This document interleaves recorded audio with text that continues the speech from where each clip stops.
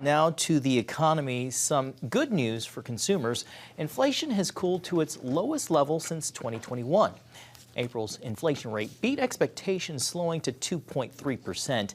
Meanwhile, egg prices have dropped to the lowest point since October 2024. According to the Consumer Price Index, last month's average was about $5.12 a dozen, though that's still more than twice as much as the same time last year. Richard Stern, director of the Center for Federal Budget at the Heritage Foundation. Richard, welcome. So, inflation cooling, egg prices falling. Does this signal the economy is headed in the right direction? And how did President Trump's tariffs factor in?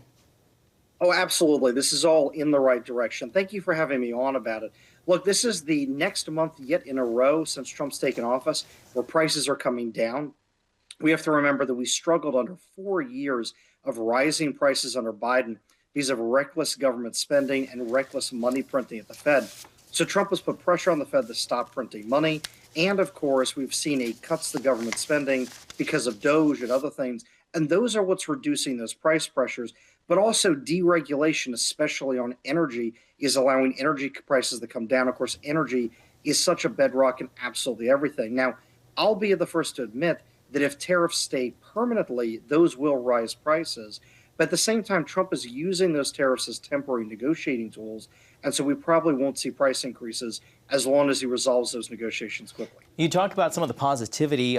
Speaking of those tariffs, though, The Guardian released an exclusive poll with Harris that tracks economic anxiety. It shows 6 in 10 Americans cite affordability and uncertainty as reasons for reconsidering major life events, and that includes buying a home, maybe even getting married or even having children. Richard, is that potentially a warning sign of things to come and maybe derailing what you were just talking about, the positive signs with deregulation?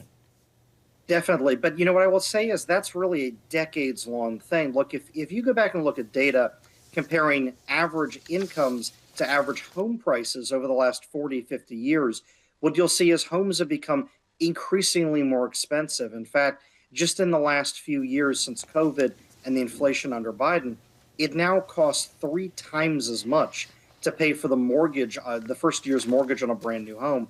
So I think people are feeling that. But at the end of the day, the government consumes a quarter of every dollar we earn. Regulations cost the average manufacturer, for example, almost $30,000 a year per worker. But this was a decades-long crush. And so Americans are feeling that. But I think a lot of what Trump is doing here is the first attempt really in decades to get out from under that and get back to an economy where you can keep the dollars you earn and have opportunity. Yeah. So the markets initially reacted positively to the 90-day agreement between China and the United States to lower tariffs. But today, President Xi Jinping told Latin American leaders that China was ready to work together to block bullying and protectionism. Richard, how long do you anticipate these negotiations to go? Well, I think politicians will say a lot of things, as we all know.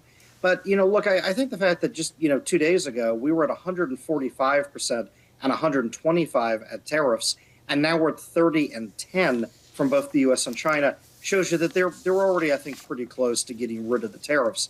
So, look, I think we might have another month, maybe even 2, of a lot of these negotiations between China and the U.S., but my guess is you're going to see the tariffs come way down, if not be gone, at some point here. But I will say, look, there are individual industries where China is stealing IP, dumping products in the U.S. markets. Right. Those areas might continue to have tariffs for forever or until the Chinese stop their practices. All right, we're going to have to leave it right there. Richard Stern with the Heritage Foundation, thank you so much for your time and your expertise tonight. Oh, always a pleasure. Thank you.